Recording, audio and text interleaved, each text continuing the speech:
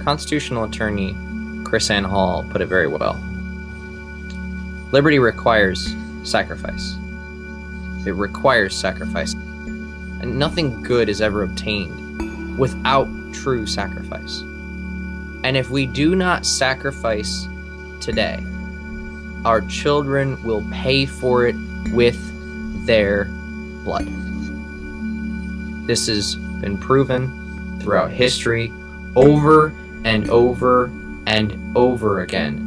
When we do not stand up, when we do not say enough, when we do not stand for our family, for our friends, for our fellow citizens, when a group of individuals does not stand for their inalienable rights, their children will try, and their children will pay for it with their blood. The next generation does not deserve that. Over 1.5 million people went to foreign countries, and whether or not you believe they were dying for your freedom, they believed they were dying for your freedom. 1.5 million people spilled American blood on foreign soil to continue keeping the freedoms we had here at one point in America today. And you're spitting on the graves of every single one of those men and women. You're spitting on the graves of every soldier who fought in the Revolutionary War. You're spitting on the graves of every one of the founding fathers who tried to preserve liberty instead of tyranny. In those days, liberty was a new concept. It wasn't something that was brought about in many societies. Tyranny is ancient. Liberty is a new. The idea that people, not just kings and queens, people have inalienable rights was a new concept when we drafted the Declaration of Independence. It was a new concept when Thomas Paine was writing about the natural rights of man.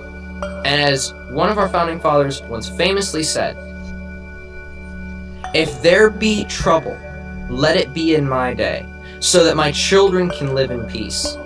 This is not a world I currently want to bring a child into. It's not a world they deserve to live in, and it's not a world that they did anything to end up in. And therefore, it's my duty as an American, it's my duty as a person, to stop these atrocities from happening and to do everything I can to say enough. In the tradition of Mario Savio, a political activist in the 1960s, I want to end with this quote from him, which reminds me very much of what Dan said.